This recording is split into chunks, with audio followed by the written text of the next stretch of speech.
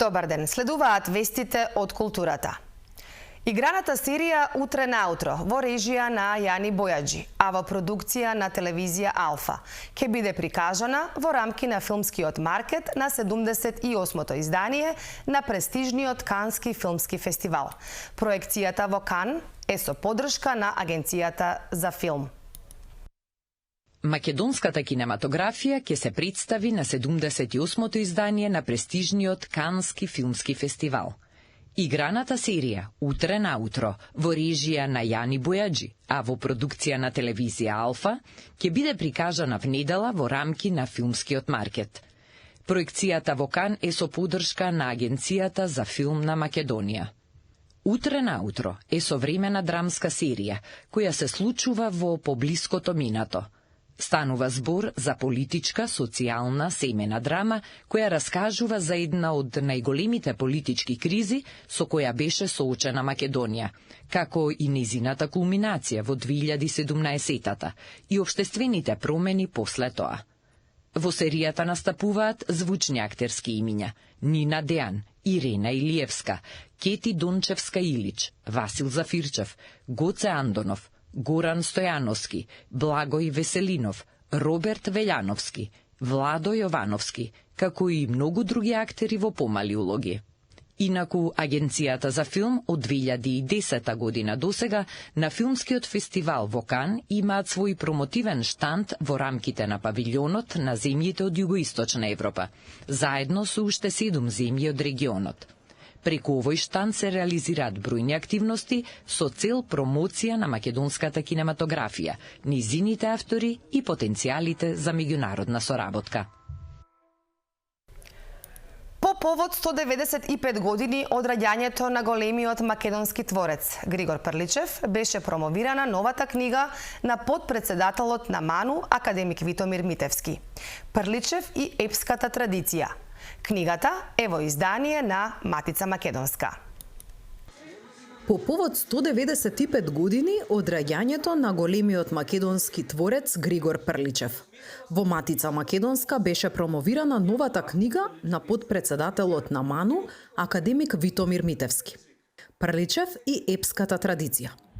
Книгата дава синтеза на повеќе страни, споредбени анализи на двете главни поетски дела на Прличев, Сердарот и Скендербек, во потрага по изворната инспирација на поетот.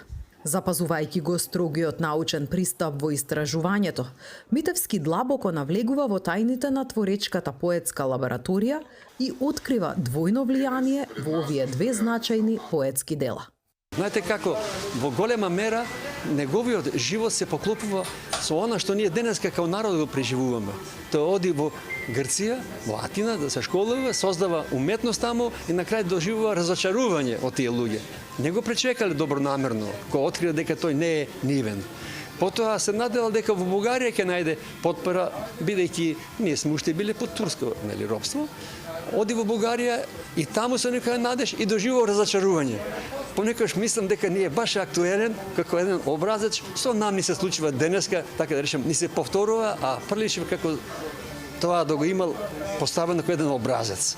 Трагичен образец, но ете, неговото дело преживеало, па ќе преживееме и ние. Особено важно што академик Митевски со проучувањето на Прличев занимава од своите најмлади денови.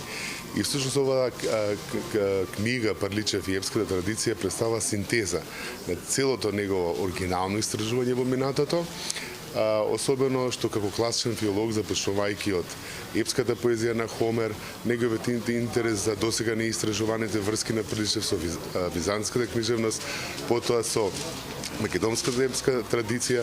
На некој начин ова книга е на вистинска едно осветлување на не само влијанието, но и начинот како Прличев и ги напишал своите поеми. Авторот академик Митевски вели дека оваа книга не е замислена како популарна литература, туку е наменета за луѓе кои сакаат продлабочен увид во творечкото поетско дело на Прличев. Со промоцијата на ова издание во рамки на манифестацијата Книга во секој дом, Матица Македонска ја чествува годишнината од раѓањето на Прличев.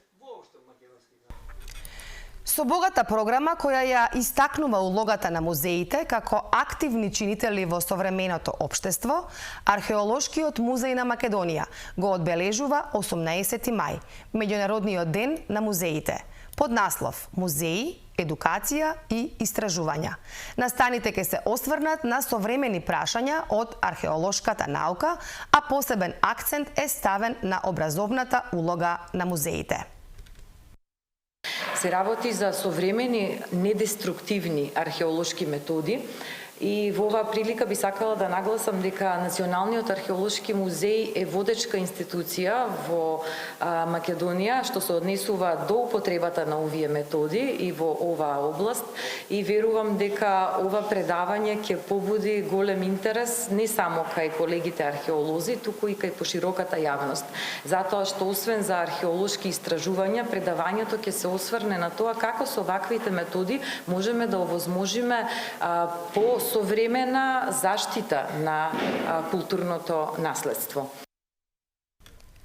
Целиот разговор во кој ќе слушнеме повеќе за работата на Археолошкиот музеј на Македонија ќе може да го проследите утре во нашата утринска емисија Добро утро секое утро. И тука е крајот на денешното издание на Вестите од културата. Нови информации најавуваме за следната сабота во истиот термин.